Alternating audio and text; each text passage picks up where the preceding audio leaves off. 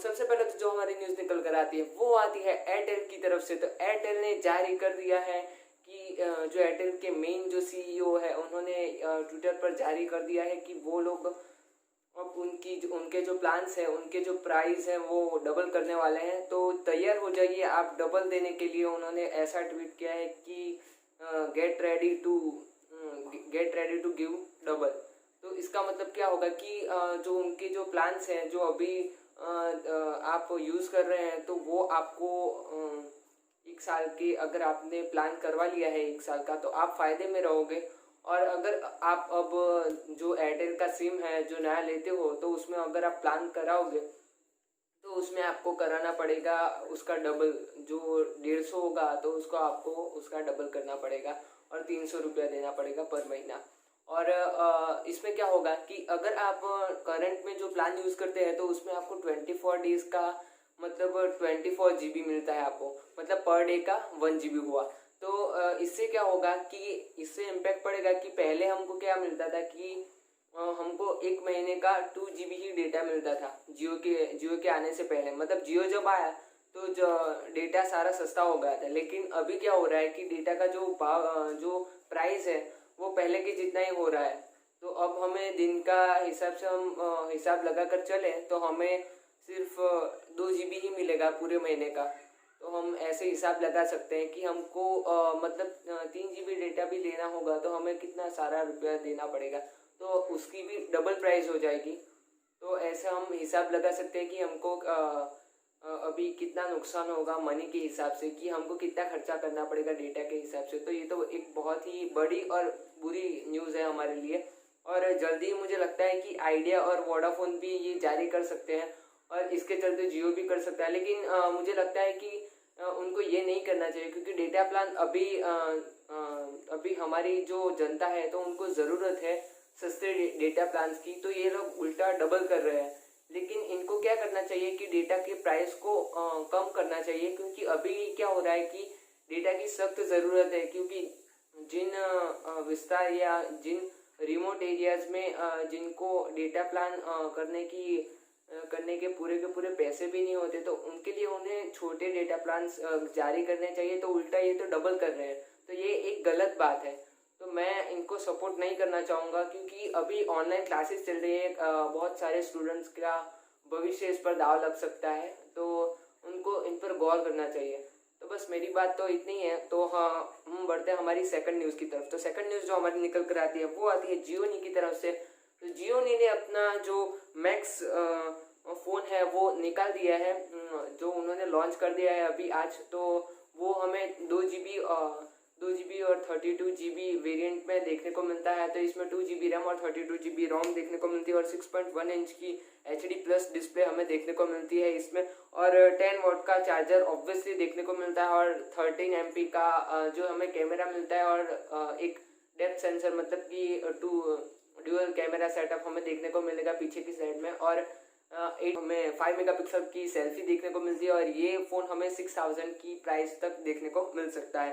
और इसमें स्पेक्ट्रम नाम का कोई प्रोसेसर है, मेरे को पता नहीं इस प्रोसेसर के बारे में ज़्यादा। लेकिन 6000 की प्राइस में अगर हमें ऐसा अच्छा स्मार्टफोन देखने को मिलता है, और ये जो स्मार्टफोन है वो आपको एंड्रॉयड 10 की अपडेट के साथ देखने को मिलता है, तो ये एक बहुत ही अच्छा फीचर है। और अगर जियोनी अपनी जो सर्विस है उसमें थोड़ा सुधार करता है तो ये फ़ोन आपके लिए एक अच्छा बजट स्मार्टफोन साबित हो सकता है। तो आप इसे परचेस कर सकते हैं।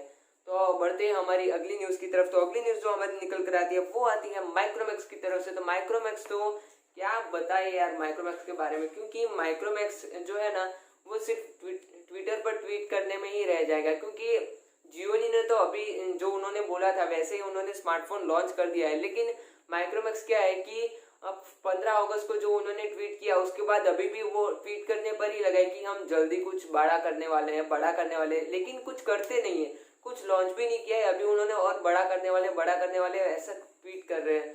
तो ये यार बुरी बात है, दिल को लग जाता है यार, क्योंकि ये एक इंडियन कंपनी है और यार कुछ कर नहीं रही है। तो ये इस हद तक यार बहुत बुरी बात है ये।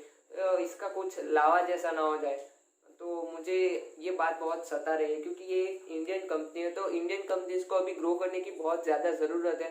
तो माइक्रोमैक्स को टाइम वेस्ट नहीं करना चाहिए और मुझे लगता है कि उन्होंने सितंबर की बात की है कि वो सितंबर में कुछ करने वाले हैं, तो देखते हैं कि माइक्रोमैक्स क्या करता है। तो बढ़ते हैं हमारी अगली न्यूज़ की तरफ। तो अगली न्यूज़ जो हमारे निकल कर आती है वो आती है मोटो की तरफ से। तो मोटो ने जो अपना G9 अभी अभी लॉन्च किया है 2 दिन पहले, तो उन्होंने एक और अनाउंसमेंट कर दी है जो कि मोटो G9 प्लस की है, जो कि हमें अगले मंथ में जो देखने को मिल सकता है। जो अगला उसका जो कोड नेम है वो है ओडेसा, जो ऐसा कुछ नेम है। तो इसमें हमें 730G देखने को मिल सकता है स्नैपड्रैगन, जो कि एक बहुत ही अच्छी बात है कि एक बजट फ़ोन में हमें स्नैपड्रैगन 730G देखने को मिलेगा। ये एक बहुत ही अच्छी बात है। लेकिन मोटो जो अभी कोशिश कर रहा है वो एक बहुत ही अच्छी कोशिश है बजट फ़ोन्स में ऐसे हायर प्रोसेसर देने के बाद। तो ये फ़ोन हमें 15 से 16 हज़ार के आसपास हमें देखने को मिल सकता है।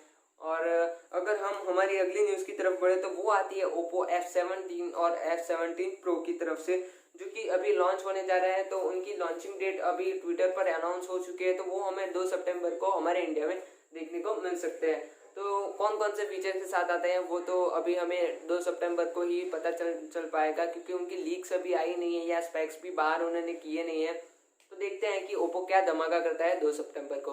तो जब हमारी अगली न्यूज़ निकल कर आती है वो आती है आईफोन 12 की तरफ से। तो आईफोन 12 ने अभी धमाका मचाया हुआ मार्केट में, क्योंकि उन्होंने अभी लॉन्च तो नहीं किया है स्मार्टफोन, लेकिन उसका एक वीडियो बाहर हुआ है कि एक यूट्यूब चैनल पर उसकी जो थोड़ी लीक्स है वो आई है, जो उसका वीडियो जारी हुआ है। तो उसमें हमें देखने को मिल रहा है कि एक बंदा है जो उसने सेटिंग्स जो है आईफोन की वो खोल कर रखी है। तो उसमें हमें सारी आधी स्पेक्स तो उसकी जानने को मिल गई है कि इसमें हमें जो 6.7 इंचेस की हमें XDR डिस्प्ले देखने को मिलेगी, जो कि एक बहुत ही अच्छी बात है। और थोड़ी सी कर्व डिस्प्ले भी देखने को मिलेगी हल्की सी। और इसमें हमें कैमरा रिजोल्यूशन भी पहले से बेटर देखने को मिलेगा। और इसमें हमें 120 हर्ट्ज का रिफ्रेश रेट देखने को मिलेगा, मतलब बहुत ही अच्छी बात है, क्योंकि आखिरी बार हमने 120 हर्ट्ज की बात पोको X3 में सुनी थी, और पोको X2 में भी हमें 120 हर्ट्ज का रिफ्रेश रेट देखने को मिलता है। और इसमें कर्व डिस्प्ले भी देखने को मिलेगी। तो ये एक बहुत ही अच्छी बात है, और ये हमें सितंबर या अक्टूबर के महीने में देखने को मिल सकता है आईफोन 12, ये हम प्रेडिक्शन लगा सकते हैं। और अगली हमारी जो न्यूज़ निकल कर आती है वो आती है आसूस की तरफ से। तो आसूस का जो फ़ोन है वो फाइनली आज ताइवान में लॉन्च हो चुका है, ज़ेनफोन 7, जो कि एक बहुत ही अच्छी प्राइस रेट पर आया है, और इसके जो फीचर्स है वो भी एक हद तक बहुत ही अच्छे हैं। तो ये जो Z7 है वो हमें ज़ेनफोन 7 जो हमें देखने को मिलता है 55,000 के आसपास, और ज़ेनफोन 7 प्रो जो कि हमें 70,000 के आसपास देखने को मिल सकता है। और मैं दुआ करता हूँ कि ये जो स्मार्टफोन्स है वो हमें इंडिया में अच्छे प्राइस रेट पर देखने को मिले, क्योंकि ये तो अभी एस्टिमेट वाली प्राइस है। तो इंडिया में अगर ये 40-45 के हज़ार के आसपास आते हैं तो ये एक बहुत ही अच्छा स्मार्टफोन हो सकता है आसूस का। और इसमें हमें जो स्पेक्स देखने को मिलते हैं वो मिलते हैं 6.6 इंचेस की एमोलेड डिस्प्ले, मतलब एमोलेड डिस्प्ले। तो ये एक बहुत ही अच्छी बात है, क्योंकि उन्होंने आखिरी बार जो ज़ेनफोन 6 था तो उसमें हमें LCD डिस्प्ले देखने को मिली थी HD+ की, जो हमें पसंद नहीं आया था, थोड़ा सा डिसअपॉइंट हुआ था। लेकिन इस बार उन्होंने बहुत ही अच्छा काम किया और 90 हर्ट्ज का हमें रिफ्रेश रेट दिया है उन्होंने इस स्मार्टफोन में। और इसमें हमें 64 MP का जो प्राइमरी कैमरा देखने को मिलता है, और 12 MP का जो हमें दूसरा कैमरा देखने को मिलता है, जो कि अल्ट्रा वाइड के साथ आता है।